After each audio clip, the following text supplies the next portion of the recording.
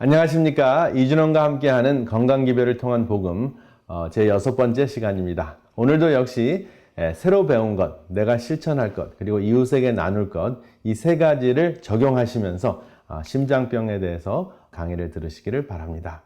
내 가족이 심장병이라면 어떻게 하시겠습니까? 심장병은 흉부통증으로 시작이 되는데요.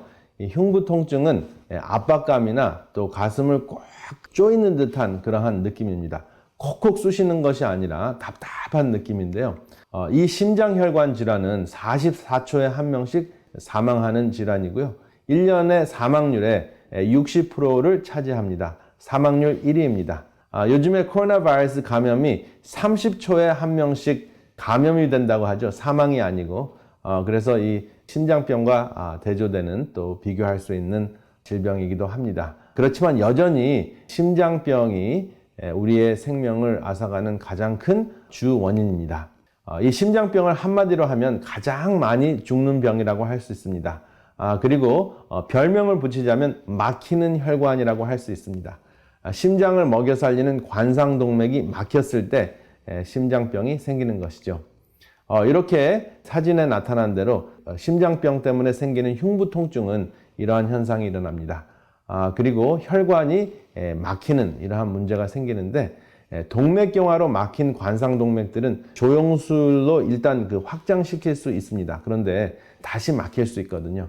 그래서 다시 막히는 조영술이나 현대의학에 의존을 하다 보면 약을 꼭 써야 되는데 약을 쓰는 것보다 미리 예방을 하거나 또 우리의 생활 습관으로 다시 막히지 않는 혈관을 유지하는 것이 매우 중요합니다. 여기 보면 치료 전과 치료 후의 사진이 있습니다. 조영술 치료인데요. 치료 전은 이렇게 혈관이 아주 좁게 막혀 있는 부분이고요. 그리고 오른쪽에 보면 조영술 때문에 이렇게 열린 혈관의 모습인데 이것이 인위적으로 또 인조로 만든 튜브를 꽂았기 때문에 이것이 이물질로 여겨집니다. 그래서 언젠가는 또 막힐 수가 있기 때문에 약물 치료를 받아야 합니다. 조영술 후에 먼저 심장에 무리가 가지 않도록 박동수를 줄여주는 약물 복용을 해야 되는데 아테놀롤이라는 것들은 이제 박동수를 줄여줍니다. 그래서 심장 박동이 지나쳐지면 심장이 피곤해지고 또 산소 사용량이 증가하기 때문에 힘들어지는 것을 예방하는 그러한 약입니다. 그렇지만 이것이 인위적으로 심장 박동수를 줄이기 때문에 다른 후유증도 있습니다. 대표적인 것이 몸에 기력이 하나도 없고 그리고 많은 경우에는 성기능이 저하된다는 것을 호소합니다. 그리고 LDL 콜레스테롤을 감소시키는 스테튼 약물이 있는데요. 이 스테튼 약물은 이렇게 다양한 도수가 있는데 이렇게 막히는 혈관들을 다시 막히지 않도록 LDL 수치를 낮춰주는 그러한 기능을 하는 약물을 복용을 합니다. 그런데 이것의 가장 큰 문제는 또 후유증이 있는데요. 근육통이 매우 심할 수도 있습니다. 그리고 혈관을 이완해 확장시켜주는 혈압약이 있습니다. 그 혈압약도 또 후유증이 있는데 어떤 것은 기침을 하게 하고 또 어떤 것은 포타시움, 칼륨 수치를 증가시켜서 또 문제를 일으킬 수도 있습니다. 그래서 이 약으로 대처하는 혈관이나 또 심장병의 관리 방법은 역시 후유증을 피할 수가 없습니다. 그래서 후유증을 피할 수 없기 때문에 또 가장 큰 문제가 되는 것이 혈관 속에 생기는 딱지인데요. 그 딱지를 또 녹여주고 혈액을 묽게 해주는 약물을 또 복용을 해야 됩니다. 플라빅스라는 것이 있고 다양한 약물들이 있는데요. 엘리코스나 여러 가지 약들이 많이 나왔습니다. 근데 결론적으로는 급한 불은 끄는데 후유증 때문에 또 후유증을 위한 약을 또 복용을 해야 되고 그래서 끝이 없는 그러한 악순환이 일어날 수밖에 없습니다. 그래서 내가 미리미리 알아서 혈관 속이 막히지 않도록 혈액이 응고가 되지 않도록 혈전이 생기지 않도록 혈액 속에 있는 염증을 미리 아는 것이 굉장히 중요한데요. 내 혈액 안에 염증이 있는가를 아는 방법이 있는데요. 첫 번째, 머리카락이 잘 갈라지면 내 혈액 안에 염증이 있거나 오염이 됐다는 것을 알 수 있습니다. 그리고 뱃속이 자주 아프고 응어리가 있는 느낌이다. 그런데 사진을 찍어보면 아무런 응어리가 없습니다. 그리고 세 번째, 얼굴이 붉거나 검고 눈 밑에 기미가 생긴다 하면 내 혈액이 오염이 됐다 하는 것을 알 수 있습니다. 그리고 치질이 잘 낫지 않는다 하는 것도 내 혈액 안에 염증이나 오염이 돼 있다 하는 것을 알 수 있습니다. 그리고 양치질 할 때 피가 나거나 잇몸이 까만 경우에 혈액이 염증이 있다는 것을 알 수 있고요. 멍이 잘 들고 그리고 손바닥이 빨갛고 정맥혈관이 튀어나왔다 하면 일단은 혈액이 깨끗하지 않다 하는 것을 아실 수가 있습니다. 혈액을 응고시키는 대표적인 것이 콜레스테롤인데요. 여러분들이 혈액 검사를 하면 토탈 콜레스테롤이 있고 그 토탈 콜레스테롤은 HDL 더하기 LDL 더하기 중성지방을 5로 나눈 수치입니다. 그래서 이것을 이제 검사를 하는데요. 좋은 콜레스테롤은 운동이나 그리고 붉거나 보랏빛이 나는 과일이나 채소를 드시면은 좋은 콜레스테롤이 증가하고요. 그리고 화를 내거나 육식을 하고 또 포화지방을 섭취를 하면은 혈관을 막아주는 LDL 콜레스테롤이 증가합니다. 그리고 중성지방은 스트레스를 받거나 전분을 좋아하거나 단 것을 먹거나 또 알코올을 좋아하면 중성지방이 증가합니다.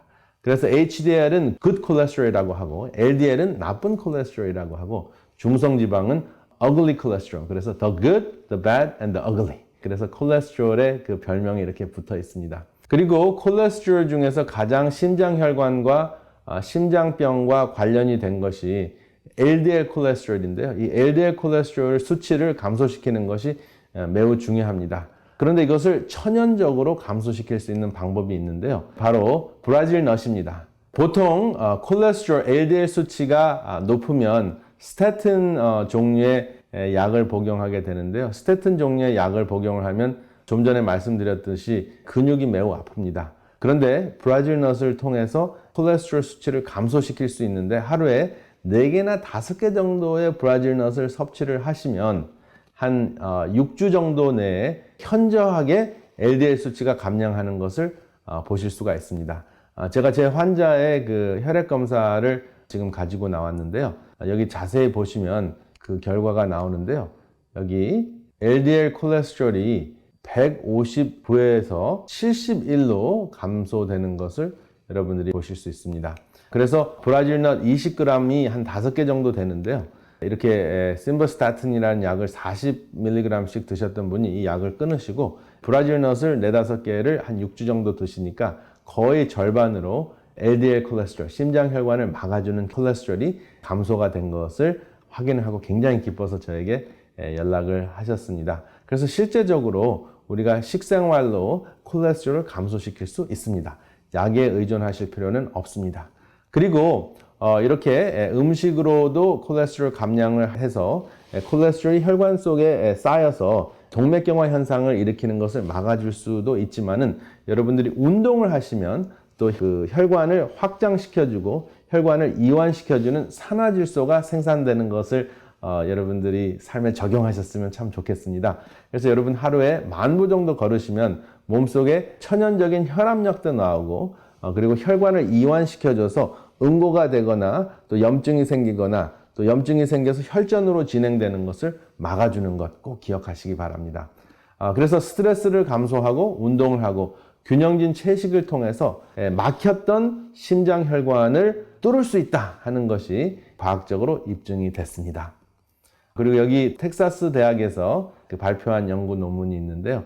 음식물도 중요하고 또 운동도 중요한데 이웃과의 친교나 이웃의 후원이나 영적인 후원이 굉장히 중요하다 하는 것도 확인이 됐습니다. 그래서 심장 수술을 하고 난 다음에 이웃의 후원이나 영적인 후원이 전혀 없는 사람은 10명 중에서 한 2명 정도는 사망하는 것으로 확인이 됐습니다.